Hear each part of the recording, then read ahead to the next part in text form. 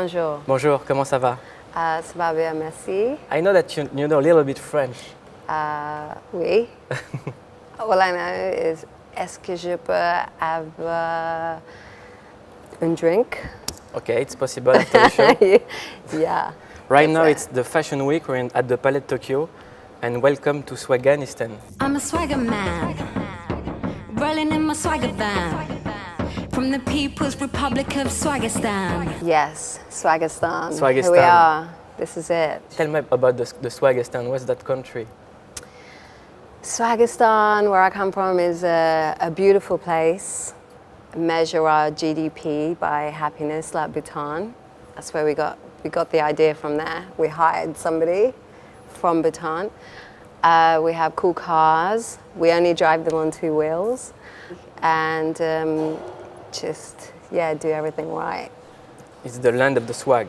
It's the land of the swag, and it's very hard to get in. I'd like to say that I'm really happy to have you on this show, because for Oprah Winfrey you're a terrorist, but for us you're a sister. Oh, thank you. Just I wanted to say that. I belong somewhere. That's all it was. Why did she say that crazy stuff? Does she know the definition of terrorist? Because I said something about Lady Gaga at the Whoa. time. Yeah. But also I think it was just, around the time when I was getting comment bombed by the Sri Lankan government during 2009 when the war was coming to an end. So it just kind of lingered, when people met me. I remember at that time I enrolled into a flight school to go and get a lesson in flying in Santa Monica. And the article had just come out in the paper because everybody used to refer to me like that. And I was sitting in the simulated flight lesson, and then it was like, hey, isn't that, and then when they first, the first article that comes up from that day is like, M.I.A is a terrorist. So it was not cool because I had to drop out of my flight school. I feel that you are like immigrant for eternity. Wherever you are, you're a stranger. Yeah, I was born in England and then I moved to Sri Lanka when I was 6 months. Depuis toujours, l'île de Sri Lanka, ancienne Ceylan, est profondément divisée entre 2 principales ethnies, Singalais, de confession bouddhiste, tamoul, de l'autre, hindouiste, ne représentant que 17% de la population. So in Sri Lanka, in the beginning they were like, oh, this is that golden child that was born in the foreign land, And that's sort of that's the best view I had.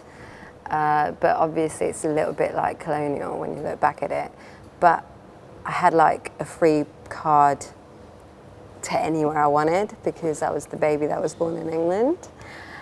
And then it very quickly changed because my dad, the war started in 78 when I was 3. Largement exploité pendant 1 siècle et demi par les colons britanniques, les conflits ethniques n'ont fait que s'aggraver depuis l'indépendance en 1948 jusqu'au massacre de Tamoul en juillet 83, détonateur d'une véritable guerre civile. Then I became the notorious wanted Tamil family because my dad got famous, and then we were sort of on the run.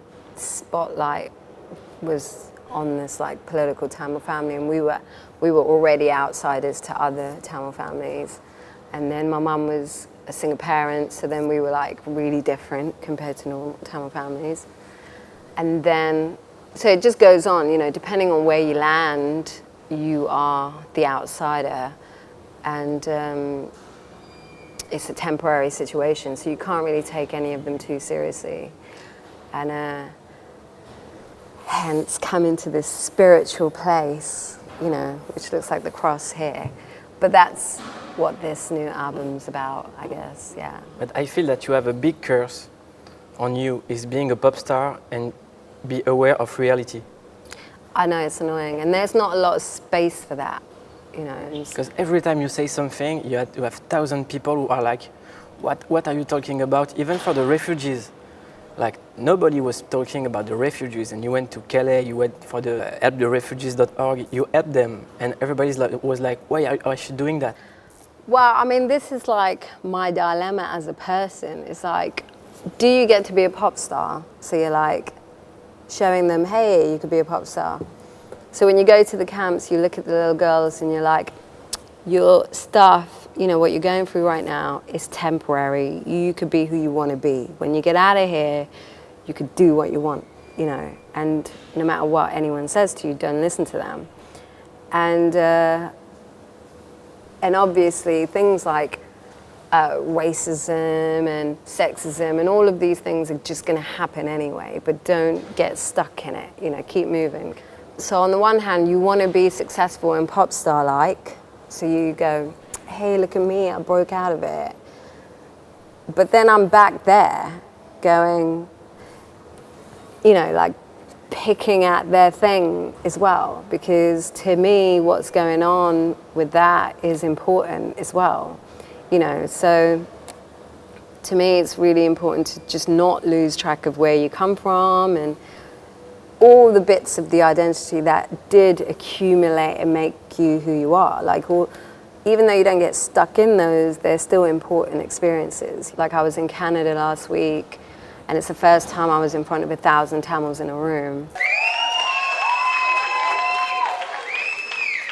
And I got on the microphone, and they wanted me to be like this like super tough rapper, you know, and they're like, she's the one that made it, you know, and she's like really tough and da-da-da, and got on the stage and I said like one sentence and I just couldn't stop crying.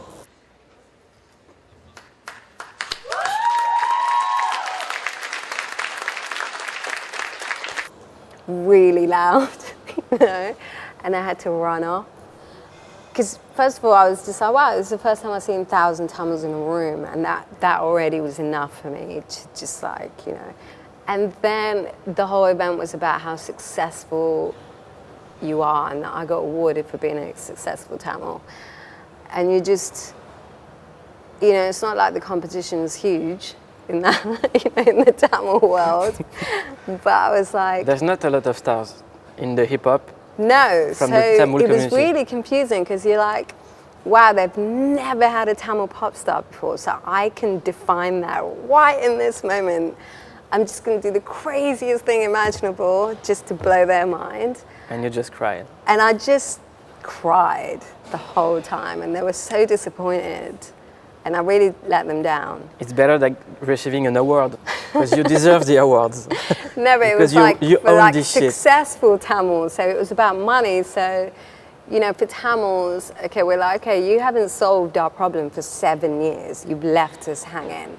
You basically made us like go through all of the same things that everybody's going through. Yeah, first they were like, you're a terrorist because you're fighting against oppression and ethnic cleansing. And then they were like, and here's democracy. And everybody got given an iPhone and, you know, a little freedom kit of like lipsticks and internet, you know what I mean? And they were like, yeah, now this is democracy, get on it and start telling everybody how great and liberated you feel. And actually, like, the 7 years is like plagued the Tamils with serious like psychological issues. Everybody's turning to drinks and drugs, and you know, people are like actually suffering, you know, and don't know how to adapt to their sort of social new environments, you know, and the changes that's going on. When you accept the award and you're just like, I'm a rapper, we talk about money a lot. I think that's the only line I said. Then I started crying. I was like, I was supposed to do this whole speech about money, it didn't come out. And you know, my thing was like, it's important to develop in a financial sense, you know, and I think some people in the community can be financially successful, but you have to develop in all ways, you know, it has to be a well-rounded development, and economics is not necessarily the only way, because, you know, we're just seeing what happened to hip-hop and the rappers and stuff like that, and how it's socially like panning out in 2016, you know. Using hip-hop as a template, you can kind of see where that goes, you know, and right now in 2016, people are now starving to connect back to their ancestors and their original struggles and their, you know, where they come from in their original land, and like that feeling is stronger now because they sort of like lost it, you know, in the popular culture, and the popular culture all became about finance. But I feel that you know how to use the popular culture, like when you're going to do the Superbowl. Supersonic, ionic, uranium. You have a Robin Hood attitude when you do like the middle finger. I'ma say this once, yeah, I didn't give a shit. The same week you drop Bad Girl. Get back, get down. Pull me closer if you think you can hide. Yeah, that was like a yin-yang thing. I was quite surprised by people's reaction. They wanted to have like bad Arabs and bad guys, and yeah, it's kind of interesting. Like popular culture, you know, when it zigs, everybody freaking zigs with it. But you know, on that day Bad Girls came out, I also had another video with Madonna where I was dressed as a cheerleader. L-U-V, Madonna. So I thought that was my biggest achievement in my entire career, is you put out, you know, the world like opposite sort of cheerleading video and this Middle East like women in burqa video on the same day, within like 20 minutes from each other. you know, for many years, like as a kid, people were talking about Madonna like the ultimate provocative girl.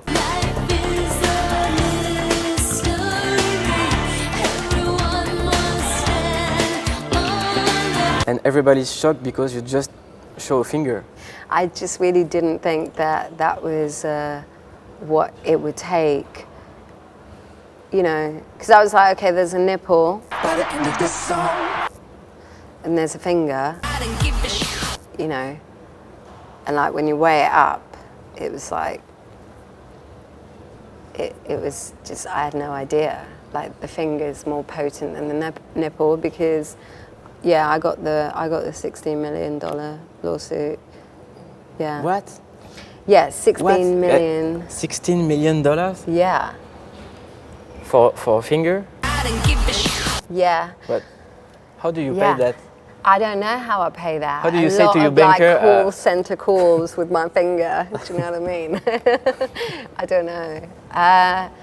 Yeah, if I had 16 million, I would much rather do something really useful with it than give it to the NFL anyway. And actually, the honest truth is, the American people were not offended. Because I went in and I looked at all the complaints, there was 222. And that was way less than Nipplegate, and Nipplegate had 500,000 complaints. Mine had 222 letters. That was it. And nobody else complained. So actually, you know, I don't want that to represent the American people fully, because it's not, you know, to be fair, that was a corporate political thing, and it was just like, how dare you do that? Because they were already looking at me like that, you know. Why do you say it's a political thing? I mean, I don't know who got offended, but obviously it was like 20 guys sat in a boardroom, and yeah, I mean, I had that lawsuit for 2 years.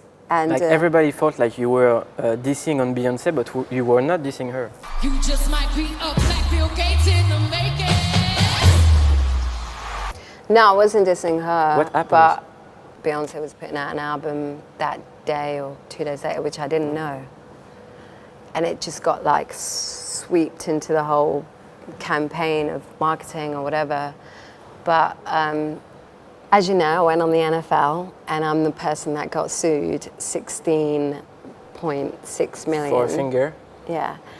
The fist is offensive. You know, you've got the nipple, got the finger, and then you have the fist. A black Bill Gates in the making. How are you balancing out what the cost of these things are and how offensive these things are, and who finds it offensive, you know? And those were important questions to ask, since I've been a victim of that, you know.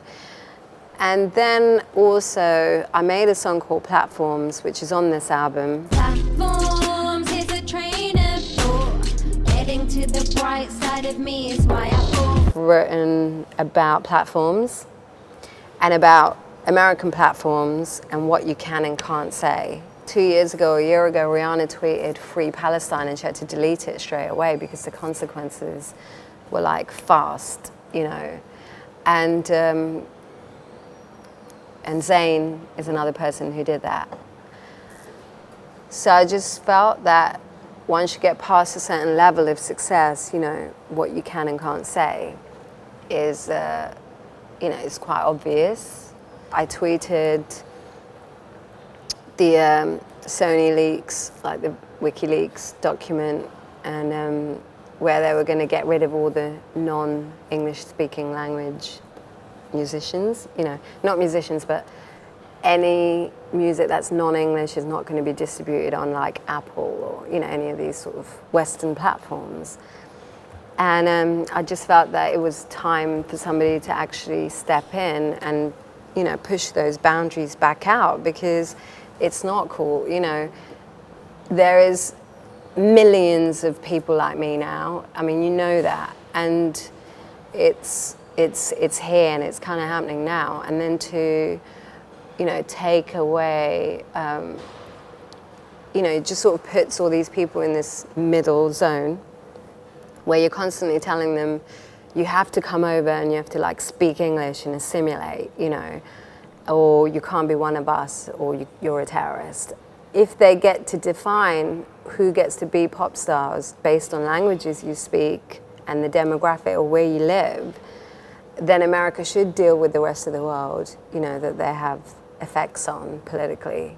And that was my point. It's like, why can't an American pop star speak about the rest of the world? Because they've been engaged politically in all of these countries. So if all of that is coming from one destination, and then you're like, wow, all of this like political craziness that's happened is also from there. You know, like, why can't you now in 2016 put those things together? Like, you know, we're already at a level where we can pull apart, you know, pictures on Facebook and edit that content now, where we're going to just go around the planet and edit out our history we're not happy with.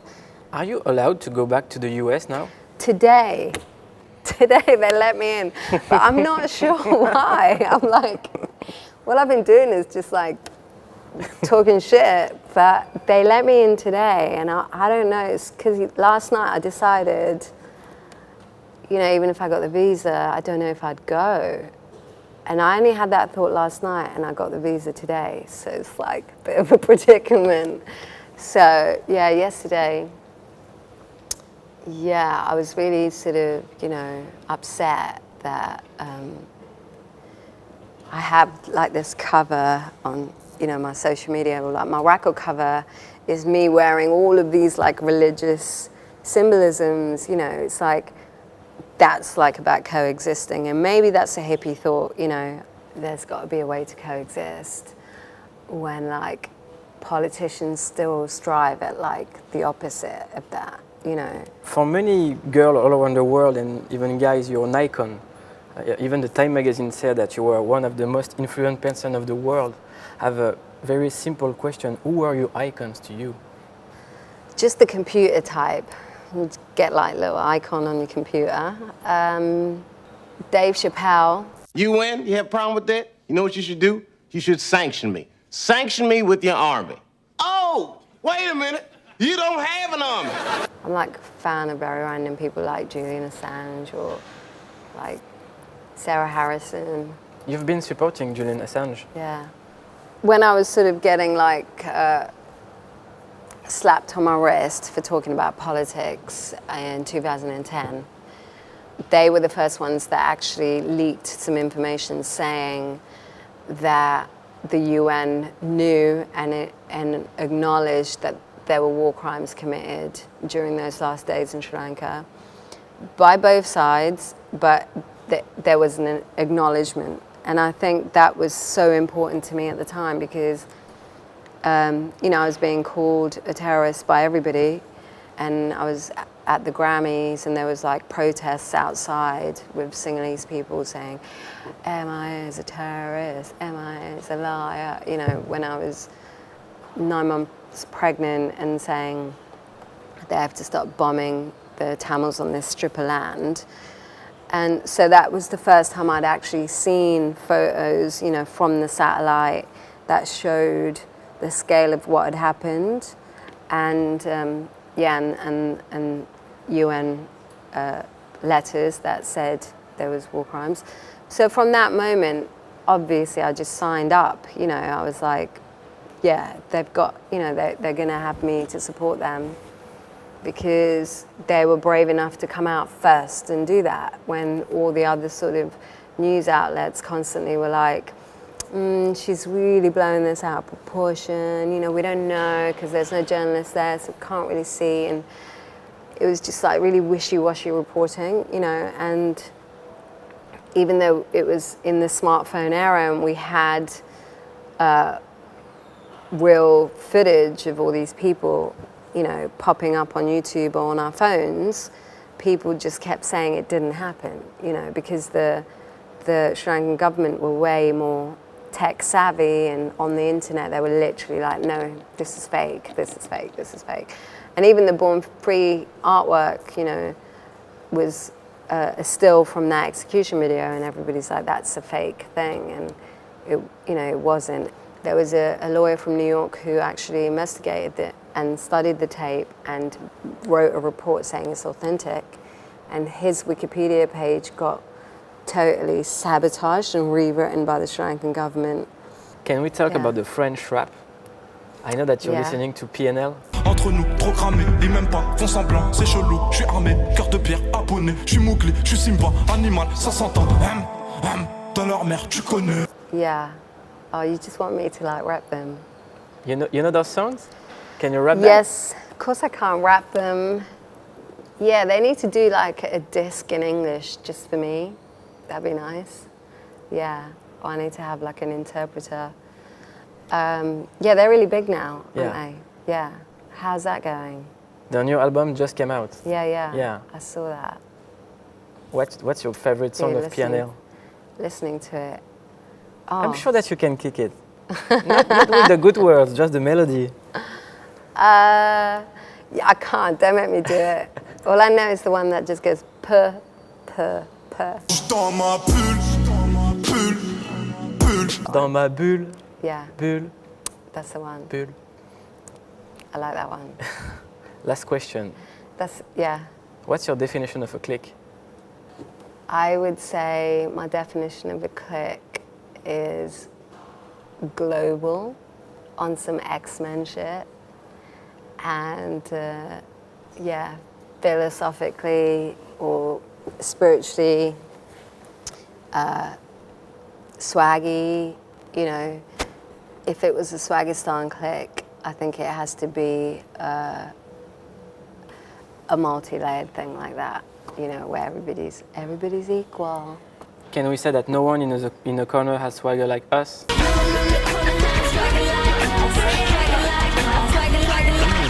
That's right. That's right. You could say no one on the corner has swagger like us.